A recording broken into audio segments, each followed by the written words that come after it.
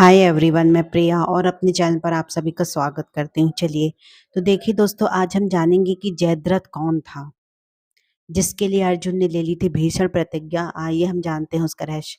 आज हम इस वीडियो में जानेंगे कि जयद्रथ था कौन, है ना, जो अभिमन्यु के घुसने के बाद भीम, नकुल, सहदेव लोगों को घुसने नहीं दिया चक्रव्यूह में।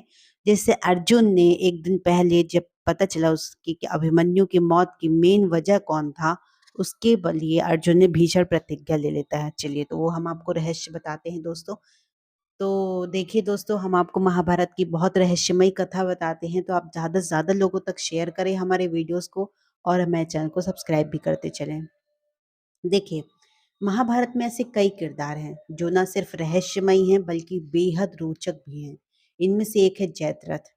जयद्रथ महाभारत का वो पात्र जिसके लिए जहाँ एक ओर अर्जुन बेहद आतुर थे, तो वहीं श्री कृष्ण ने अर्जुन का साथ देते हुए छल से उसके वध की योजना बनाई थी।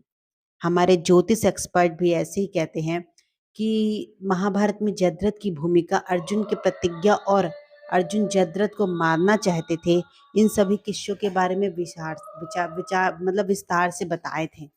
चलिए, तो वो चीज़ हम आपको बताएंगे। आज हम अभी हम बताएंगे कौन था जयद्रथ।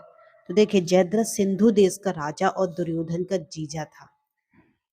जयद्रथ का जो विवाह था वो दुर्योधन की बहन दुशाला के साथ हुआ था। कथा तो यही कहती है दोस्तों कि जब पांडव चौसर के खेल में दुर्योधन से हार गए थे, तब उन्होंने 12 वर्ष का वनवास स्वीकार किया था।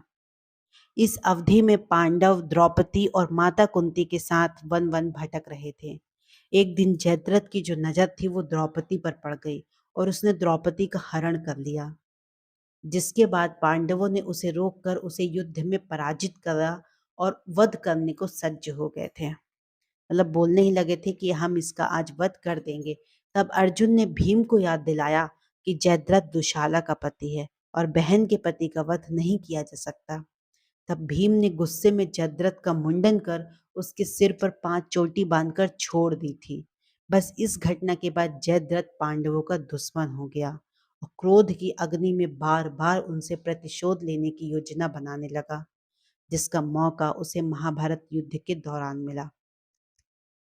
अब हम जानेंगे कि आखिर अर्जुन की प्रतिज्ञा क्या थी। तो देखिए, जब महाभारत युद्ध के दौरान अर्जुन पुत्र अभिमन्यु ने आचार्य द्रोण के बनाए हुए चक्रव्यूह में प्रवेश किया, तब पांडव भी उनके पीछे पीछे प्रवेश करने के लिए दौड़े। ऐसा इसलिए क्योंकि अभिमन्यु को चक्रव्यूह में प्रवेश करना तो आता था, लेकिन उसे भेदना नहीं। ऐसे में जब अर्जुन ने अपने पुत्र के साथ चक्रव्यूह में प्रवेश करने का प्रयास किया, तो जयद्रथ ने अर्जुन का रास्ता रोक दिया था।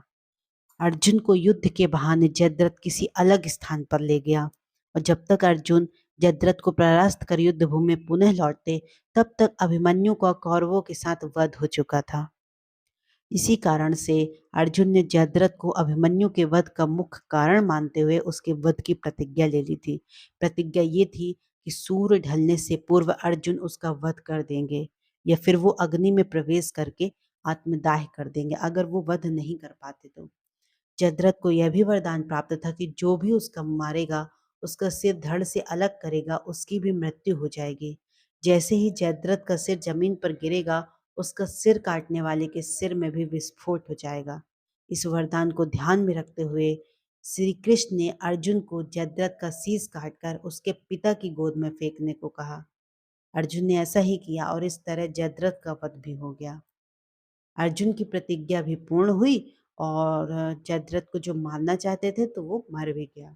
चलिए दोस्तों, तो इसमें हमने केवल इतना ही बताया कि आखिर जयद्रथ कौन था और वो पांडवों को सबसे मेन शत्रु क्यों मानने लगा था दोस्तों। चलिए, तो इस वीडियो को हमारे ज़्यादा से ज़्यादा लोगों तक शेयर करें और हमारे चैनल को सब्सक्राइब भी करें दोस्तों। Thank you so much. जय श्री कृष्णा, जय श्री राम।